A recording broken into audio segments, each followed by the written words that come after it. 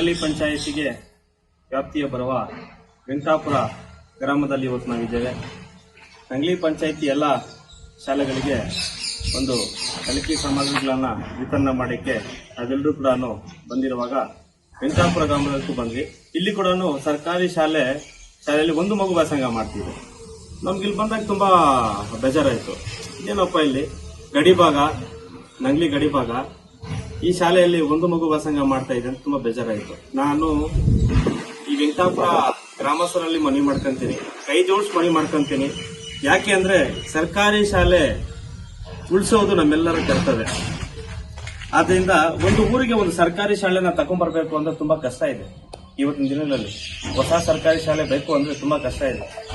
ನಮ್ಮ ವೆಂಕಟಾಪುರ ಗ್ರಾಮದಲ್ಲಿ ಸರ್ಕಾರಿ ಶಾಲೆ ಇದೆ, ಅದನ್ನ ದಯವಿಟ್ಟು ಉಳಿಸಿ ಬೆಳೆಸಿ. ಗಡಿಭಾಗ ಕರ್ನಾಟಕ ರಕ್ಷಣಾ ವೇದಿಕೆಯ ವತಿಯಿಂದ ನಿಮ್ಗೆ ಏನೇ ಸಹಕಾರ ಬೇಕಾದ್ರೂ ಕೂಡ ನಿಮ್ಮ ಗ್ರಾಮಸ್ಥರಿಗೆ ಈ ಶಾಲೆಗೆ ಸಹಕಾರ ಖಂಡಿತವಾಗ್ಲೂ ನಾವು ನಿಮ್ ಜೊತೆಗೆ ಇರ್ತೀವಿ ಅಂತ ಹೇಳ್ತಾ, ಹಾಗೆ ಸದಸ್ಯರು ಬಂದಿದ್ದಾರೆ.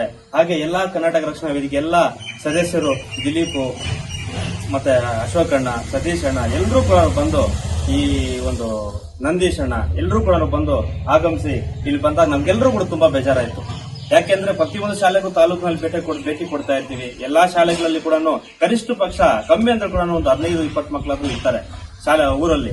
ಈ ಊರಿನವರು ಯಾಕೆ ಈ ತರ ಅನಾನುಕೂಲ ಮಾಡ್ತಿದ್ದಾರೆ? ದಯವಿಟ್ಟು ಶಾಲೆಯನ್ನ ಅನುಕೂಲ ಮಾಡಿ ಉಳಿಸಬೇಕು, ಬೆಳೆಸಬೇಕು. ತುಂಬಾ ಹಳೇ ಶಾಲೆ.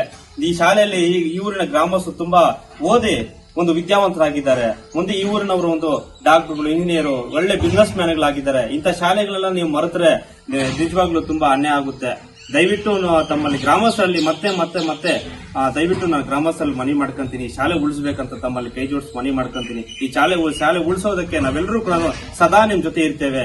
ಹಾಗೆ ಈ ನಂಗ್ಲಿ ಪಂಚಾಯತಿ ಬರೋ ಎಲ್ಲಾ ಪಿಡಿಒ ಆಗಿರಬಹುದು, ಅಧ್ಯಕ್ಷರುಗಳಾಗಿರಬಹುದು, ಸದಸ್ಯರಾಗಿರಬಹುದು, ಹಾಗೆ ನಮ್ಮ ತಾಲೂಕಿನ ಬಿಒ ಸಾರು ಕೂಡ ಆಗಿರ್ಬೋದು, ಗಂಗರಾಮೇಶ್ ಸಾರು ಆಗಿರ್ಬೋದು, ನಮ್ಮ ಶಾಸಕರಾಗಿರ್ಬೋದು, ಸಮೃದ್ಧಿ ಮಂಜುನಾಥ್ ಸಾರು ಕೂಡ ಆಗಿರಬಹುದು. ಈ ಊರಿನಲ್ಲಿ ಇಂಥ ಮಗು ಇಂಥ ಸರ್ಕಾರಿ ಶಾಲೆ ಮುಚ್ಚಿ ಹೋಗ್ತಾ ಇದೆ ಅಂದ್ರೆ ಫಸ್ಟ್ ಆಗಿ ಒಂದು ಆದ್ಯತೆ ಕೊಡ್ತಾರೆ ವೆಂಕಟಾಪುರಕ್ಕೆ. ಇಂತಹ ಒಂದು ಕಾರ್ಯಕ್ರಮಗಳಲ್ಲಿ ಈ ಊರಿನವರು ಮುಂಚೂಣಿಯಲ್ಲಿದ್ದು ಈ ಸರ್ಕಾರಿ ಶಾಲೆಯನ್ನು ಉಳಿಸ್ಕೋಬೇಕಂತ ತಮ್ಮಲ್ಲಿ ನಾನು ಮತ್ತೆ ಮನವಿ ಮಾಡ್ತಾ ಈ ನನ್ನ 2 ಮಾತನ್ನ ಮಾತಾಡ್ಲಿಕ್ಕೆ ಅವಕಾಶ ಮಾಡಿಕೊಟ್ಟ ಎಲ್ಲಾ ಸದಸ್ಯರಲ್ಲಿ, ಹಾಗೆ ಸಾರು ಕೂಡ ಪಾಪ ನಾನು ಇಂಥ ಊರಲ್ಲಿ ವ್ಯಾಸಂಗ ಮಾಡ್ತಾ ಇದ್ದೀನಿ, ನನಗೂ ಮಕ್ಕಳು ಬರ್ತಾ ಇಲ್ಲ, ನಾನು ಕೇಳ್ಕೊಂತ ಇದ್ದೀನಿ ಸರ್ಕಾರಿ ಉಳಿಸೋದಕ್ಕೆ, ಸರ್ಕಾರಿ ಶಾಲೆ ಉಳಿಸ್ಕೊಳ್ಳಿಕ್ಕೆ ನಾನು ಕೈಲಾದಷ್ಟು ಮಟ್ಟಿಗೆ ನಾನು ಪ್ರಯತ್ನ ಪಡ್ತೀನಿ. ನನ್ಗೆ ಯಾರು ಕೂಡ ಸಹಕಾರ ಕೊಡ್ತಾ ಇಲ್ಲ ಅಂತ ತುಂಬಾ ಅಳಲು ಅಂತ ಒಂದು ಬಾಧೆ ಪಟ್ರು, ನಮ್ಗೆ ನೋವಾಯ್ತು.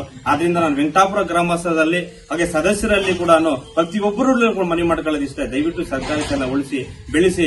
ಗಡಿಭಾಗ ಈ ಕನ್ನಡ ಉಳಿಸೋದು ಬೆಳೆಸೋದು ನಮ್ಮೆಲ್ಲರ ಕರ್ತವ್ಯ. ಆದ್ರಿಂದ ಈ ಸರ್ಕಾರಿ ಶಾಲೆ ಉಳಿಸಬೇಕು ಅಂತ ತಮ್ಮಲ್ಲಿ ಮನವಿ ಮಾಡ್ಕೊಂತ ಈ 2 ಮಾತನ್ನ ಮುಗಿಸ್ತಾ ಇದ್ದೀನಿ. ಜೈ ಹಿಂದ್, ಜೈ ಕರ್ನಾಟಕ ಮಾತೆ. ನಮಸ್ಕಾರ.